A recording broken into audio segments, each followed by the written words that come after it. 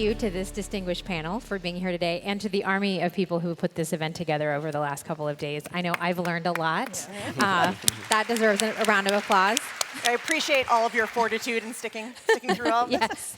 And I have learned so much specifically for my work at the Hechinger Report. The work that you all do and that all of you do is definitely important to informing our reporting and journalism for sure.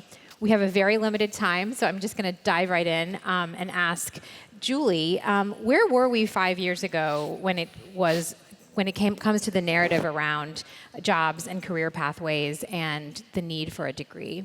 Yeah, so I think the intentions were good in the College for All movement and understanding that a post-secondary degree, a bachelor's degree really is a key to economic success for many people. But it is not the only key, and I think building one path, which is what we had done for a very long time, really was a disservice to a lot of students. So that's really where we were not that long ago. I think we have seen an enormous shift in even the last 5 years to begin to start thinking differently about what each student needs as an individual student, how they personally can achieve long-term economic mobility and success. And so really trying to think about the diversity of post-secondary education options that are increasingly high quality and leading to better long-term outcomes. So I think we've come a long way in the last 5 years, but we certainly have a long way to go. Certainly efforts like the Paper Ceiling campaign and others have really pushed us to think differently about what those options are, and so we're excited for what comes next. Great. Lydia, speaking of, so if things have changed, I heard people from IBM speaking on panels about some of the work that is going on there. Employers have started to drop degree requirements, although I gather that they're still leaning towards hiring people with degrees. Depends on the company, depends on the role. How do you measure success at IBM? And I know you all have done work in this arena, and you've had your own campaigns. How do you measure what's a win in this arena? So we have multiple ways that we're looking at it. I think first is making sure that we have access that we're providing for high quality training and credentials that people can use. The half-life of skills is getting shorter, and degrees are not irrelevant, but degrees are not the only way to think about who needs to have a job and where we can get top talent, right? Opportunity may be, talent is everywhere, but opportunity isn't, is what our CEO says. So we've removed the degree requirement from many of our US job postings. That's opened up the opportunity for more people to apply, for us to hire people from different backgrounds. But then we also continue to skill people once they come in. We do that for ourselves, we do that with clients, we do that with our nonprofit partners. So we're seeing traction. We certainly have seen from surveys of CEOs, particularly now with AI putting pressure on the way that jobs look, that we see that 30% of their workforce will need to be reskilled over the next 3 years. We did a morning consult study with people around the world and saw many people didn't see themselves in tech, thought it might be too expensive, didn't know where to start. But now we're seeing traction with things like our tech type quiz. So people need to be able to see themselves. We're hopeful there. We think that some of the multiple pathways have removed and campaigns like Tear the Paper Ceiling have allowed people to see themselves in jobs that are available, to know where to get started getting quality training, to understand the value of shorter term credentials. And they're starting to be accepted, and people aren't just coming in, but they're also getting promoted. So I'm very bullish. I think some people might think it's like incredible or uncredible that places like IBM would be making these kinds of efforts. And Byron, that leads me into a question for you. We've talked a little bit about the Tear the Paper Ceiling campaign. How have these stigmas associated with non-degree pathways really changed? Have the perception changed? Have things moved? Do you think that prospective employees are feeling what employers are really trying to encourage? Yeah, well, I think, obviously, I think the Tear the Paper Ceiling campaign has been very, very important, but I think we all need to recognize that this is very much a work in progress. And you anchored a little bit on 5 years ago, and as I think about 5 years ago, I think no one should underestimate the degree to which what we had was a set of wrong assumptions, driving wrong behavior, producing changes that were taking us in the wrong direction. So the wrong assumptions, there was an assumption that we had a skills gap in the sense of like people didn't have enough skills. And at one level, of course, that's true. I don't have enough skills for what I want to do next year. None of us do. We're all gaining new skills all the time. But the idea that somehow there was a problem with the people, right, and that was the reason we had a problem, so that, you see people in low-wage jobs, oh, they must be low-skilled. Well, I can tell you most low-wage jobs are not low-skilled at all, actually. They certainly require lots of skills. But that assumption meant wrong behavior. So now you're saying, actually, the way to deal with our skills gap is that we cut and paste degree requirements on like good jobs because you say, oh, well, you must need to have those. And so what does that entail? It entails companies paying billions of dollars, spending billions of dollars to make stars, to make 70 million Americans and their skills invisible, paying money to know less about their skills. And the changes you see, it's like as degree inflation rose, you saw 25 years of wage stagnation of people without bachelor's degrees in their jobs, and we ushered in the first generation of Americans that is not earning more than their parents. So in a sense, we had to really stop that momentum. And I think the achievement of the Tear the Paper Ceiling campaign and all the work that's being done, well beyond that, has not been to sort of suddenly move in this great direction. It has honestly been to arrest this drift, this incredibly dangerous drift in the wrong direction. And I'm happy to say, if you look at the data, absolutely. With a high watermark of degree exclusion was 2019, right? We've been moving in the right direction, but no one should believe that we're done. And fundamentally, the attitudes that cause those problems still exist. But the facts are this: we have 70 million skilled workers, people skilled through alternative routes, that if you want to know about how to build a clean energy economy, you want to know about AI adaptation, these are the answers. The middle schoolers are coming online, but they're coming online a year at a time, and they're not going to solve these problems in time. Skills proximate stars are the solution, and companies that are getting that, and industries that are getting that, are going to win. And I think that's ultimately what's going to drive the answer. Okay. So keying off of that, ECMC and ASA research shows that Gen Z values higher education. They question the value of a four-year degree. So how should policymakers and funders respond to that? What should they do actively and strategically to work with this generation and the future of this country? So I think fundamentally there are a few things that need to shift, and I think JFF talks a lot about this in their policy platforms around building better data systems so that we can support long-term outcomes, to understand that we need to be blurring the lines between high school and college, lots of things that can build skills in that direction. I think fundamentally a lot of the research that we did with JFF around current perceptions of diverse post-secondary education pathways really showed that there's a huge disconnect when it comes to navigating these paths. So we saw that 72% of employers said they did not think a bachelor's degree was a reliable signal of understanding the quality of a candidate, but they weren't sure where else to look. On the student side, young people who hadn't taken one of these diverse pathways, who had gone directly into the workforce, said they wish they had known.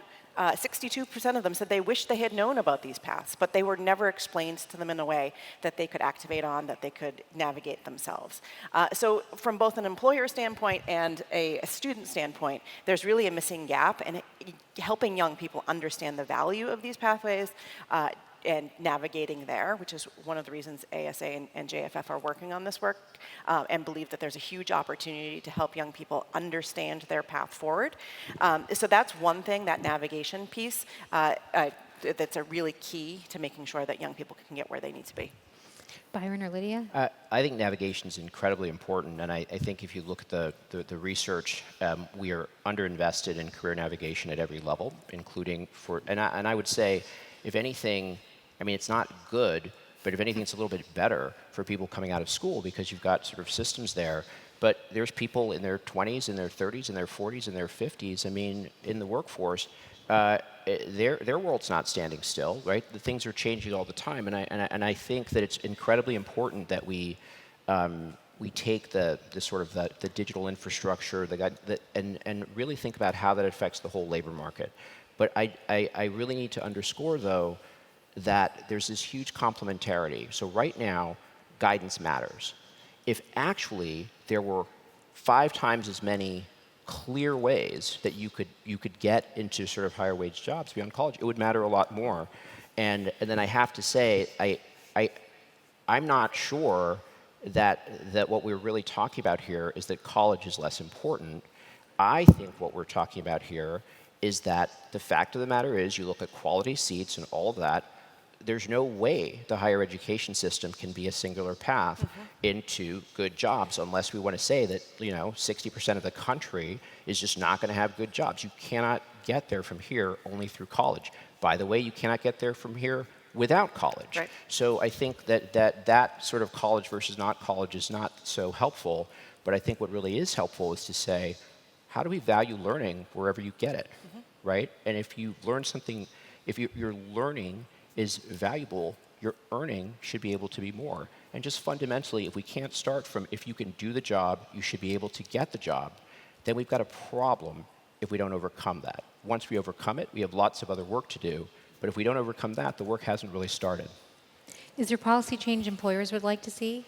Yeah, I mean, we have a Skills First Policy Coalition. I think my colleague Yelena Vainberg is out here somewhere for those of you who are interested in learning more about it. But we need to, at least in the States, think about how we're using government funds that are available and making sure that we're adjusting those policies that are geared towards only spending towards 4-year degrees and making them available, things like short-term Pell, where people can take courses and get funded for programs that are 15 weeks or fewer, because those are programs that can help people advance and get the skills they need to take advantage of available jobs. We have to shift the system and the policies that go along with it and change this framework from a degree-focused framework so that, again, people who have the talent and have the ability can take advantage of the jobs. With the half-life of skills changing and everyone needing to continue to upskill, we need to make that available to people. So whether it's through a program like ours at Skills Build that's free, whether it's through another program that takes longer and is paid, we need to make sure that that's available to people, and those policies need to change. So we owe a reauthorization. Things that we're doing now, we're entering into a campaign season, and we're talking about infrastructure. Yeah, is there a campaign going on? We're talking about infrastructure, the data interoperability. What does it take for us to make sure that we can follow people from job to job and year to year?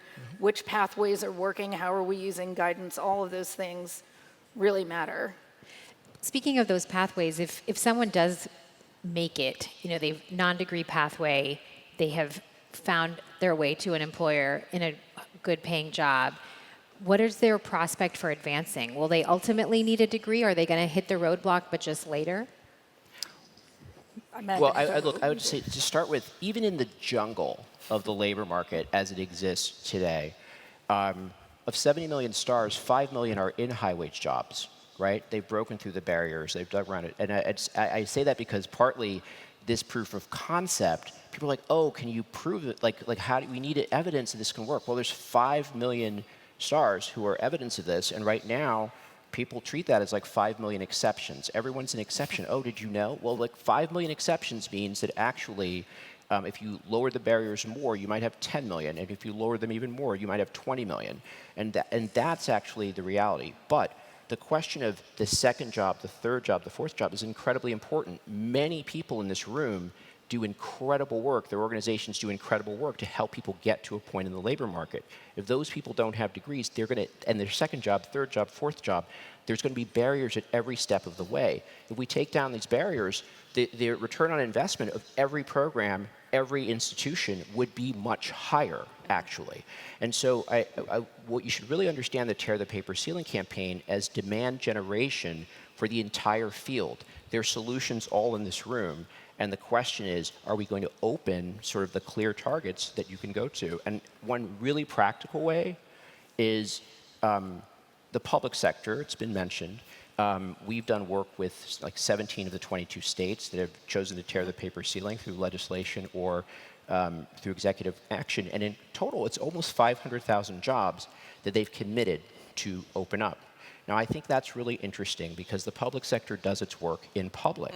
So you can see what those targets are. So it might be an interesting collaboration with the Career Guidance Center. Like, how do you actually say, all right, here's some visible, publicly stated roles. And this is the kind of thing we could start to build a system around. And, in the private sector, you can build from there a little bit. But I would love to see that kind of collaboration across the different parts of the system that we're all up here representing. And I believe there are some federal agencies that are removing those requirements now as well. So it's an even larger pool that we have. Absolutely. And we're working with most of them too. I think there are a lot of lessons to be learned at IBM. We have a minimum requirement of 40 hours a year. We earn credentials internally. Those allow you can stack them, display them, share them. Managers are responsible for having a career path for each of their direct reports and making sure that they're receiving guidance and opportunity for upward mobility within the company or even out if that's what they choose to do. We have to make sure we're taking those kinds of practices and making them available broadly.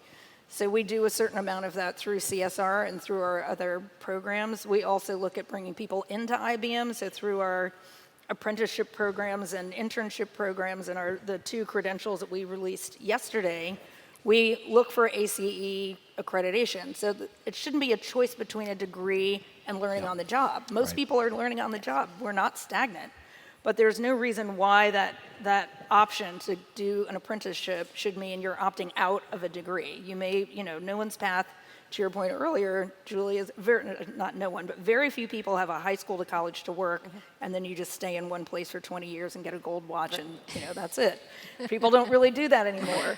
And we need to acknowledge that. So whether we're embedding credentials within college degree pathways, whether we're allowing people to earn credentials along the way, we need to have a much more flexible, integrated system that allows people to move at their own pace where they want to go. And I think back to your original question about what it was different from 5 years ago. I think that linear path was the assumed path for many people, and that the sort of key to success or the vision of success was finishing that degree and then you're done. And you must have succeeded because you've done that. That's not the case. And constant and continuous improvement, training and upskilling is the norm, and that has certainly shifted over the last number of years. I mean, who in this room hasn't acquired a new skill since you graduated from some program after high school?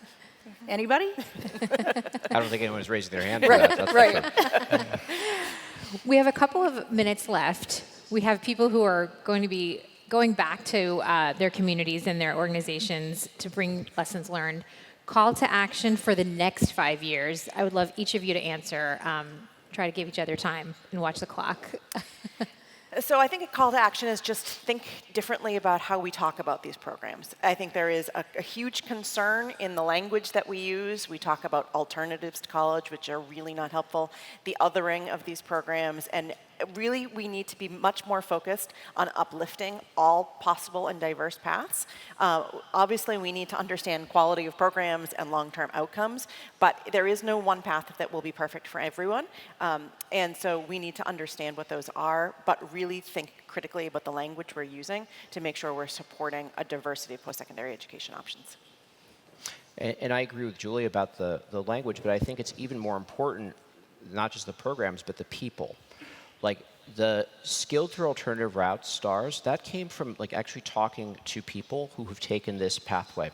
And what they'll say is, hey, I've got the same skills. I'm performing in the same way. I just got here by a different route, right? And that should be something that you're proud of. I mean, like the degree of self-stigma is crazy to me. I mean, you're accomplishing the same thing, you're delivering this impact, and you've done it with all these barriers. And I just think it's incredibly important too, to not define people in a way that basically they become invisible as soon as they're successful. That's not right, because in fact, really, like the what stars are bringing to the table is enormous, and the energy people put in to finding a path and learning what they need to learn, that is something you can all count on. So if you're seeing something that's not working, it's not the people, it's the system. So think about what you're going to change in the system. I'd say it's partnership, right? That's the call to action. This is a public-private, nonprofit problem that we're going to need to all work together to solve. We worked with 4 states to put together our new credentials, one in cybersecurity, one in data analytics. Those are 2. We're working with states to make sure they're available across 4 states, but there are 22 skills-first states. They're going to need help to figure it out. They're going to need help to figure out, how are we quantifying credentials? Which programs are quality? Data interoperability, short-term funding for programs that are needed. Work together in order to solve those problems. States are usually the beacon, so there's an opportunity for states to shine and for us all to work together to help them figure that out the best way they can. We heard from my wonderful governor, Wes Moore, right? He's doing amazing things. But there are lots out there that are doing really stellar work in the way they're thinking about partnerships, funding, and policy. So I think those research practice policy partnerships are where we really need to lean out over the next few years.